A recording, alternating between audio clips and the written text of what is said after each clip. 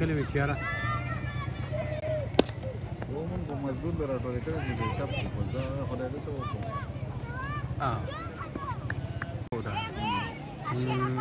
بیا زه ګیم ورته وکړو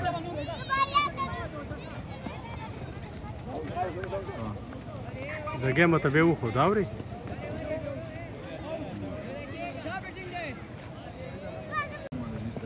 یا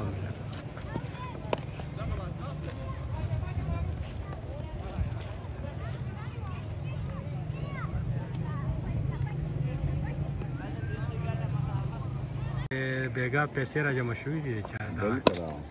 او زمونږ څه کار دی خو داسې کار به وکړو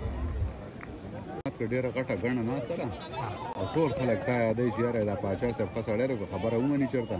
او وشي نو هغه نه نلکۍ به بره کړه او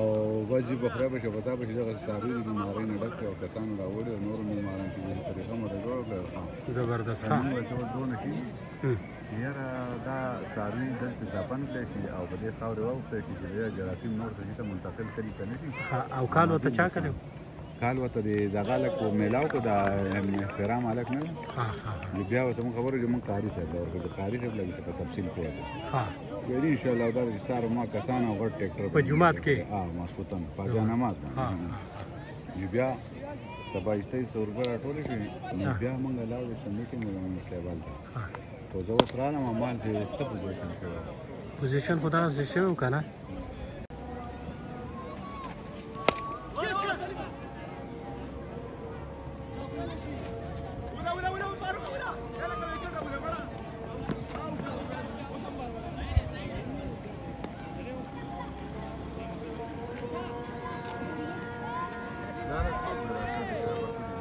کم حالت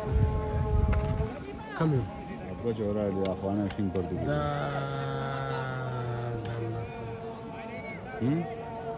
یاره څه سنیدي ده دغه زما خیال دی دغه زوی دی د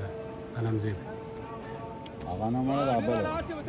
د تور شرټ والا دغه دا بل دا شین پردو دی دا راغه چې دا شین پردو دا د دې ګجرال دی جانزیب دا داسې دورانو کارونه دی دا دا لکان ښه دي که نه چې کله تعلیم وکړو څه ته جوړ شي غټ فرق راغلی دی ځه چې ځو ځه چې ځو ښه ورغلو